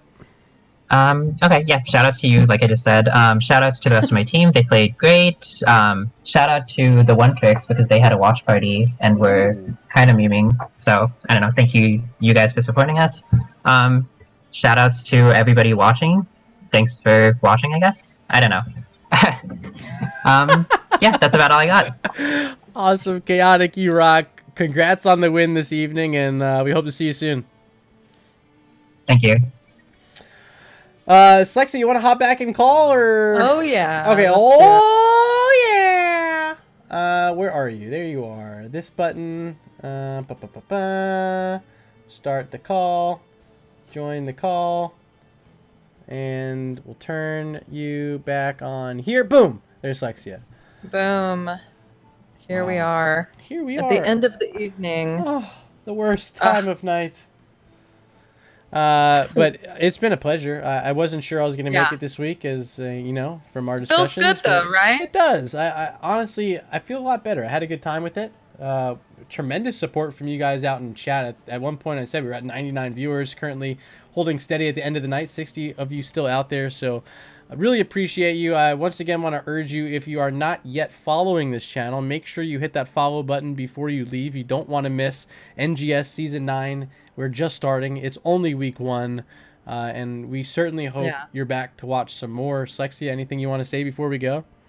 It's only week 1, and we have some exciting things coming up for Game of the Week. We are collaborating with Nexus Edge to bring you guys some extra spicy stuff, some pregame information that you can find on that show that will lead you into these amazing games of the week. It's very calculated now, not just like any other match. We're going to have some analytics behind it. We're going to have some beef to it. Maybe even beef from the teams. We'll see. I don't know. Is there any beef in any of these divisions? But with all of that being said. Well, the other thing to add there quickly is they're also going to be doing a recap of this week's match on next week's episode of Nexus Edge. So if you're interested in getting to hear even more about this one, tune in next Tuesday, Wednesday. I'm not sure. One of those days. Check out the Discord. They'll tell you. One of them. Yeah. Yeah, we don't know. We just do this and let them do everything else. You know, this is our priority. Just kidding. We do collaborate. All right. Well, I'm Slexia. You can catch me here or on my Twitch channel, twitch.tv/Slexia, or on Twitter. I do a lot of other stuff too. But you got to follow me there to find out what that is. Murda, what about you? Who are you? Who am I? I am Sir Murda of the RG. You can find me on Twitter at MurdaRG. Of course, here on Twitch as well. Same handle, same place, all the time. I had a great time this evening. Thank you to you, Slexia. You cheered me up, and I appreciate you for it. You are a blessing. NGS, you guys are amazing as well. Thank you for being here. We hope to see you back next week, where we'll be having another game of the week for you. We don't know what that matchup will be quite yet, but if you stay tuned and stay connected to the Nexus Gaming series, you'll be sure to find out soon. So until next time, I've been Murda. She has been Slexia. Yep, I have been. We'll see you guys in the Nexus.